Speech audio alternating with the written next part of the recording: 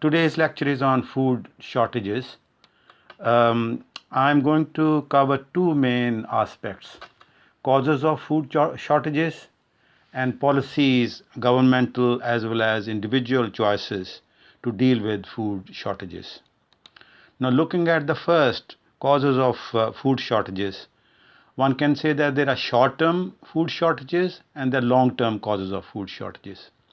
The short term are very obvious, which the media has been reporting, that there has been war in Ukraine, Russia-Ukraine conflict, which has led to decline of transportation of food grains from Ukraine and Russia, which are both major exporters of wheat and other food crops, but especially of wheat.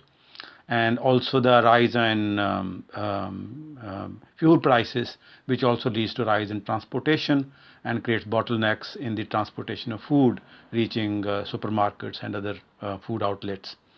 But these are short-term causes of food shortages, and one can think that when the war is over, the long-term causes of food shortages will still persist. So let's focus more on the long-term food shortages. One is global climate change. And the most important in global climate change is global heating. Many people use the word global warming, but I prefer to use global heating because global warming seems to suggest kind of slow warming taking place, while what's happening is very accelerated heating. And we saw in Britain itself a few days back, the temperature had breached the 40 threshold, 40.3% it had reached in one place, and above 40 in two different places, and the highest recorded temperature in England, Wales, and Scotland. And now, why does global heating affect the food shortages? Global heating affects the food shortages in various ways. One, it leads to parched crops wilt, and some of the perishable commodities, they are not picked up in time and they rot. And there was a phenomena of strawberries, over-ripening strawberries, and they're not being picked up, partly because there wasn't enough labor, and the labor was also not enough because it was a heating and many people want to take a day off. And part of the reason is Brexit, of course. A lot of European labor has gone away, but that was accentuated by the heat, where workers were wanting to stay away from the fields. So that was very, very sad and reflective of the impact of global heating on food shortages. And that will impact on vegetables as well, because vegetable needs a lot of water, and water reservoirs getting dried up. So shortage of water also affects the availability of certain food crops, especially vegetables. So one is, of course, this heat, and this heat is more intense in many of the developing countries where drought has taken place, and some cases flooding has taken place, and flooding also destroys food crops, flooding destroys land, and land becomes unavailable for growing food production. And drought, of course, is where excess heat doesn't let any rain come in, and rain is very important for the growth of food crops. So one is, of course, the global climate change, which is the biggest threat from the viewpoint of food availability, and probably the most important cause of food shortages. The second is unequal distribution of income, both globally between the rich countries and the developing countries, but also within countries, that within the rich countries and within the poor countries. Now, what does unequal distribution of income has to do with food shortages? Unequal distribution of income, especially in the developing countries, is that there are a large number of people who have very low purchasing power. They have low incomes, they have low purchasing power, so they can't even purchase enough food, even if the food is available in the market. And this has been shown in the case of many famines, that there was a famine in Ethiopia in the 1940s, where there was actually, country was exporting food, but there was a food shortages within the country because poor people were not able to afford. So that is one reason, that poor people are not able to afford food at the prices which are available, even if the food is available. Globally, actually, if we were to look at now, there is enough food if it was equally distributed. It may not be of the good quality, and that is another dimension of the food shortages, that it's not only staple foods like wheat and rice not available, it's also good quality food not being available. So unequal distribution of income also affects people in the developed countries. That it is known that people of racial minorities who have relatively low incomes in USA, UK, they eat less healthier food, and because they need to have some food, so they turn up eating less priced food, which is always unhealthy food. And so that is also a dimension of the food shortages, the unequal distribution of income globally and locally. I mean, let me for a minute also mention this on in terms of the imperialism and colonialism which is involved in this process. That the phenomena of famines, where large mass of the people do not have any access to food and they start dying. They start dying of hunger and eventually of starvation. The best example is of India. India, before British rule came there was no famine. And because the farming community had learnt the lessons that some years are good rain-fed years, so they grow enough harvest and they store the surplus harvest, keeping in mind that the next year might be low rainfall, and they'll be able to paper over those shortages. And so they were able to have from their own experience that when there is a surplus food and you store them and use them in the period where there's a less food because there's a less rainfall, and they understood the cycles of the rainfalls. But when the British rule took place over India, the colonial rulers started demanding from the farmers that you pay rent and revenue in cash rather than in food crops. In the pre-colonial India, and the landowners will demand rent, but they will demand rent in kind. So a farmer grows wheat and he or she gives a certain share of the wheat to the landowner. But British colonial rulers started demanding in cash. So that means the farmers had to shift towards cash crops.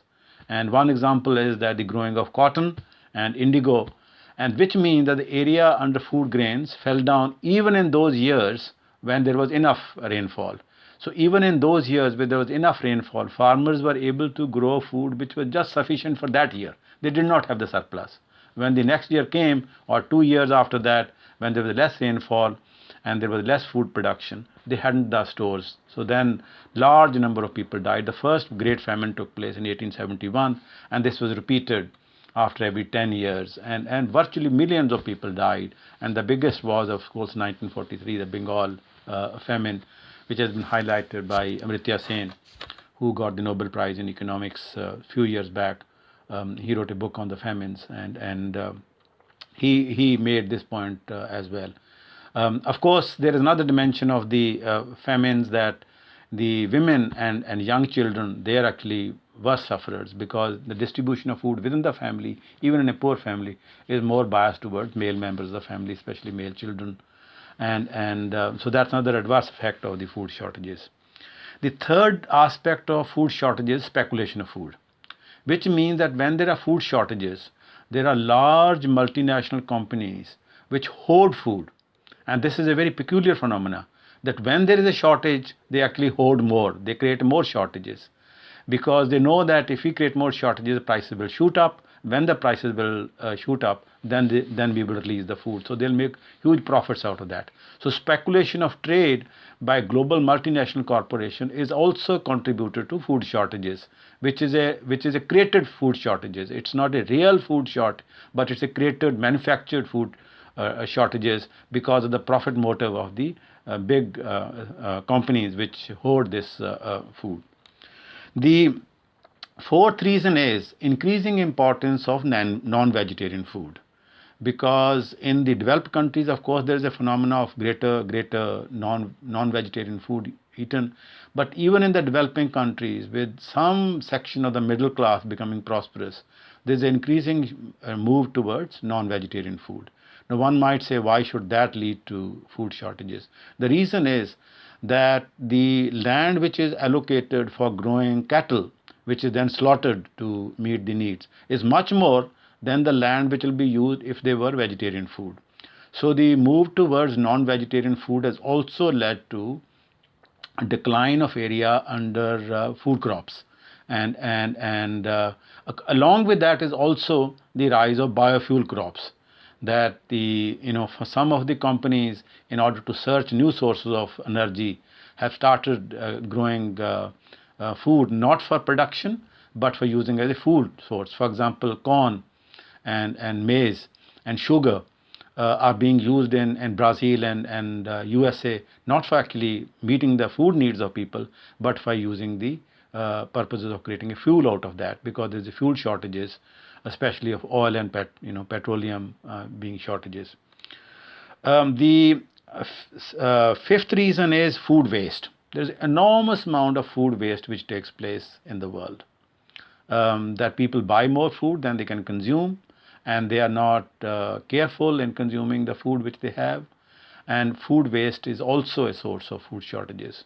So these are the main causes, one can say, of the food shortages. Now let's look at the policies. What are the policies available?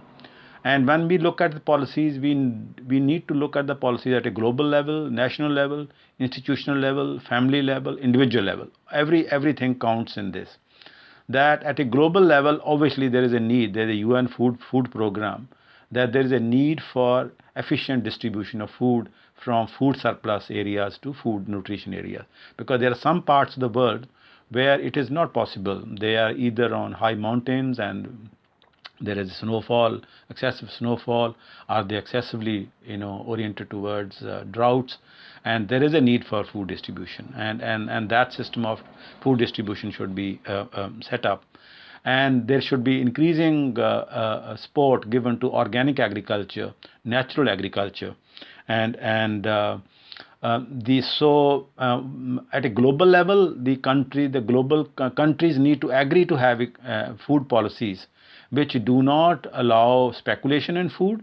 The speculation of food should be severely regulated and severely punished, and so much so that one of the Russian revolutionaries, Lenin, had actually called food hoarders as terrorists who should be shot. And this is a bit of an extreme statement, but it highlights the point that people who actually make other people hungry and starve are actually worse than those who shoot people, because they're killing people silently and slowly. So food speculation should be severely restricted, and any speculative trade in food should be severely regulated and punished, and those who involve in this should be punished. So that is stopped. The second important point is that we need to have a more equitable world. So we need to create a global world which is equitable globally, that the difference between the developed and the developing countries must be reduced, and that needs global economic policies. But also within countries there should be equal economic policies which are oriented to raising the income level of low income people and having taxes on rich people, so that the income is reduced, the income gap is reduced. So more equitable societies are more sustainable societies, and more sustainable societies are also more healthy societies. Then we also need to, in our food habits, which relates to our family choices, our individual choices, we need to move more towards organic and natural food. That sometimes people think that organic food is more expensive than non-organic food. In some cases it's true, but in other cases it's not. That sometimes the price of organic food is not higher than the non-organic food. But it's just a question that people are scared, or people are fed wrong information. So families and individuals should make choices.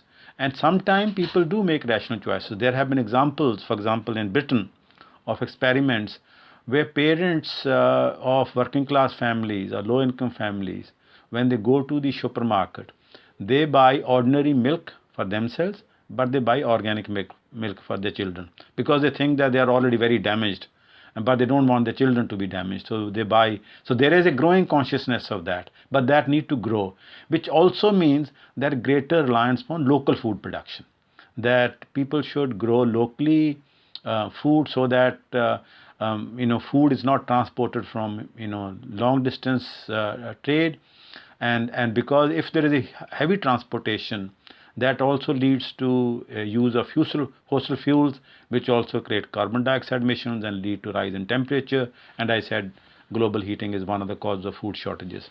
So grow more food, which is natural food and more locally oriented, and there is no need to have food which is not of the same weather, and for generations, for decades, for centuries, humanity has existed without having food from other countries.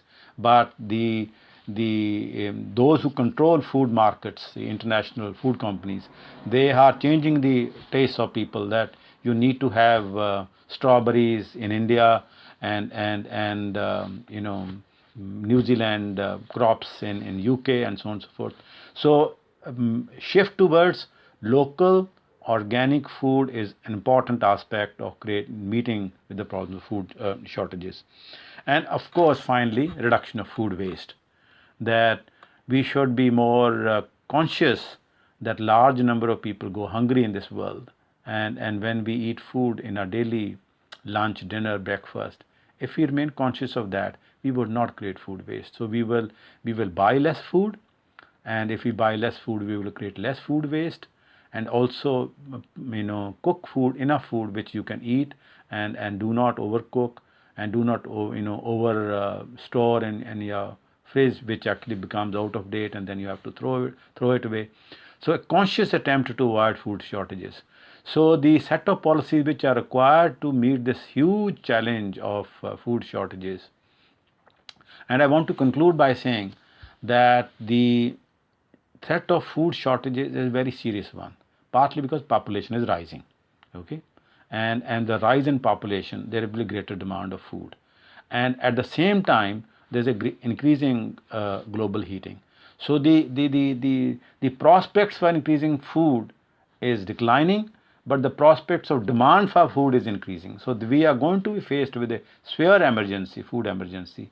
So individuals, families, institutions, national governments, and the global community through UNO and UN Food Program, they need to actively participate in this to move towards a food regime which is natural food, good quality, organic, meets the needs of people, and creates a sustainable world. That's how I would look upon the problem of causes of food and how to deal with the problems of food shortages.